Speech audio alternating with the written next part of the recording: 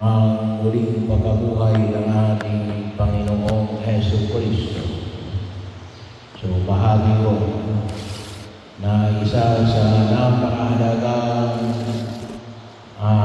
paniniwala natin at kung tutusin, dito nakasentro yung ating pananalig kay Jesus.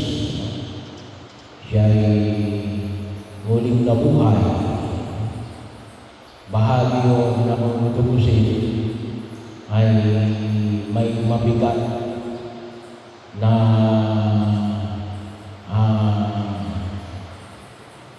kabahagi at pagkaunawa at maging sa pagkilos natin dahil sa paniniwala ito. Kasi nga ay hindi ito bahagi ng pagkilos ng daigdig na ito. Hindi ito natural sa mundong ginagalawa natin. Well, para sa ating mga mananampalatayang Kristiyano Katoliko, yun ang ating norm na si Jesus ay muling nabuhay. Kaya tayo rin ay muling mabubuhay. Bahagi yun. Pero hindi ito yung pagkaunawa sa physical na pagkilos natin sa daigdig na ito.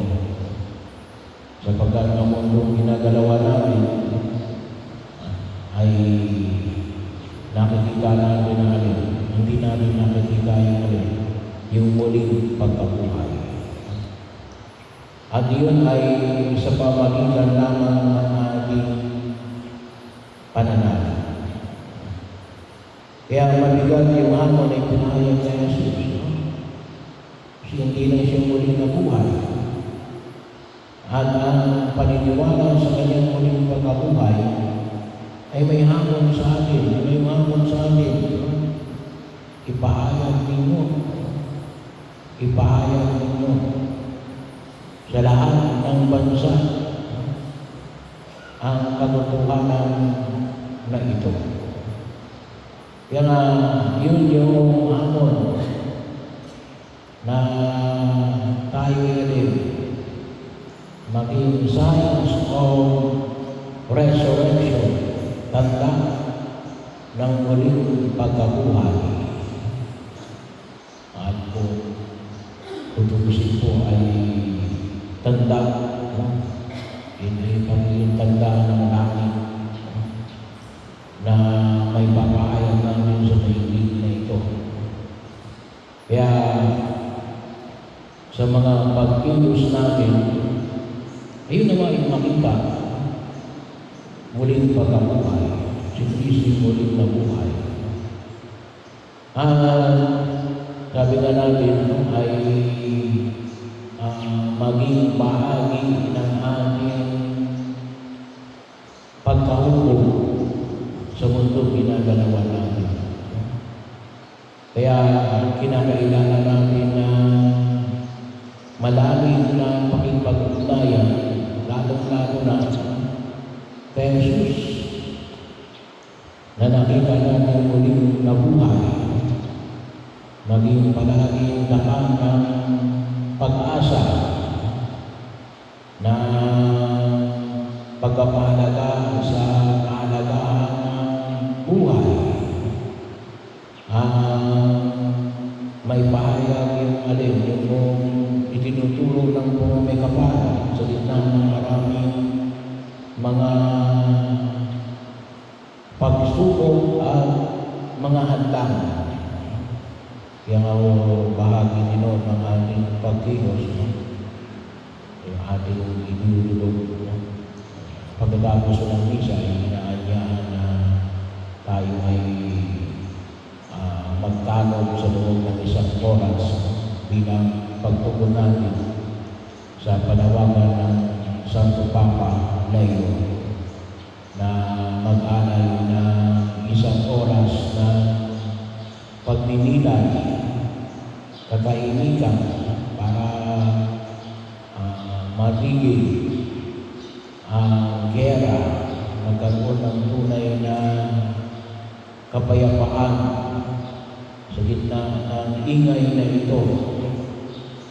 At tutusin yung pamantayan na makita natin bilang mga mananampalatayang Kristiyanong Katoliko ay kung isa sa katuparan lamang natin, yun ay maliwanag natin pagkilala na natin kay Kristo muling nabuhay.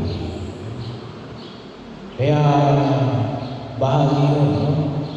Sabi nga natin, ano ba yung nakikita sa atin at ano yung nakikita natin? Kaliwanagan o kadiliman? Pagkabuhay o kamatayan?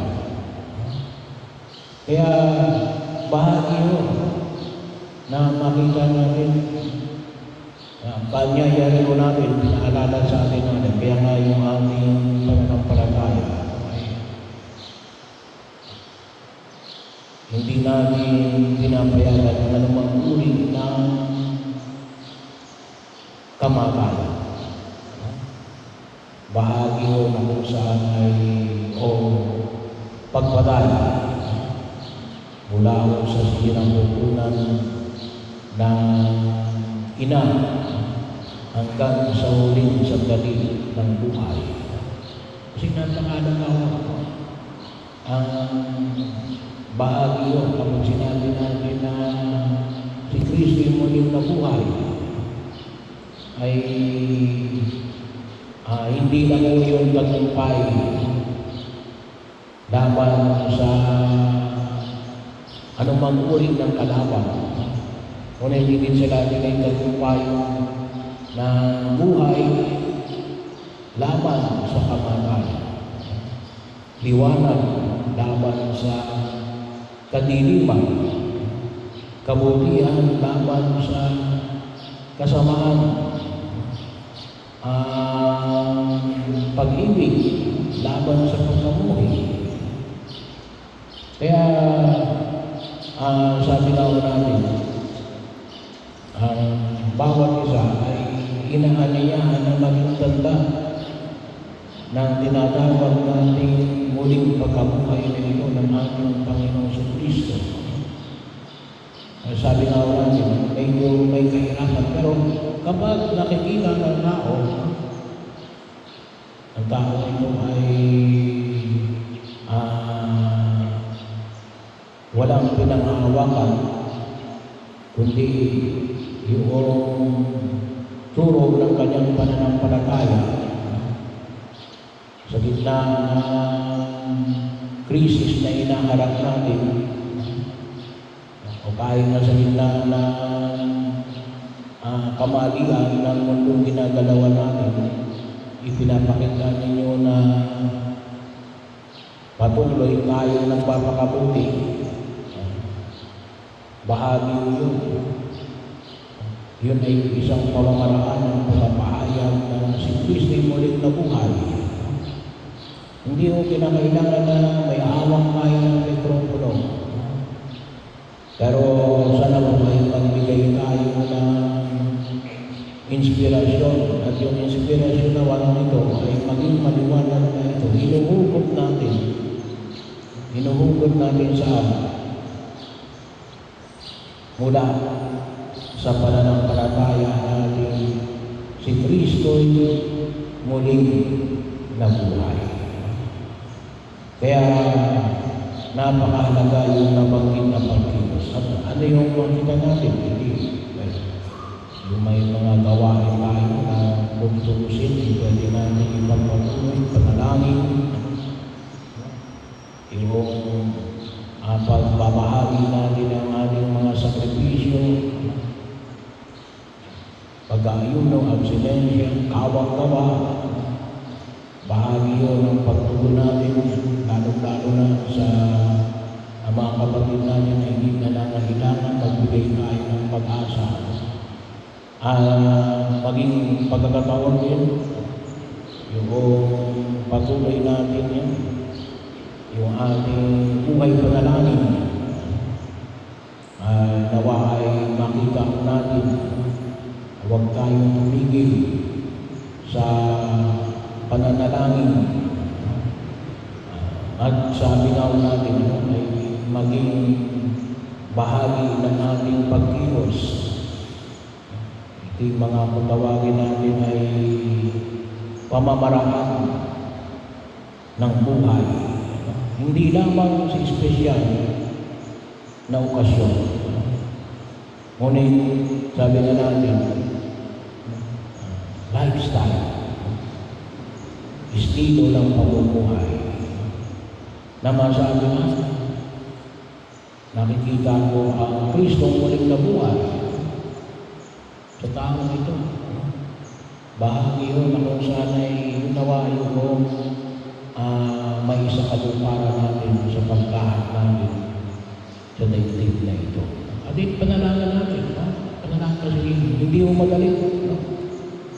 Kahit na ngayong mga alagad, nakita natin sa ibang area, hindi kagad na niniwala. Kahit na sinabi ng kanilang mga kasama sa Jesus ay muling nabuhay. Bahagi yun. Kaya, idulog natin, ilingin natin sa harapan ng Panginoon, gawin mo kaming ganda at maliwanag na pagkilos na makita natin na ikaw ay tunay na muling nabuhay.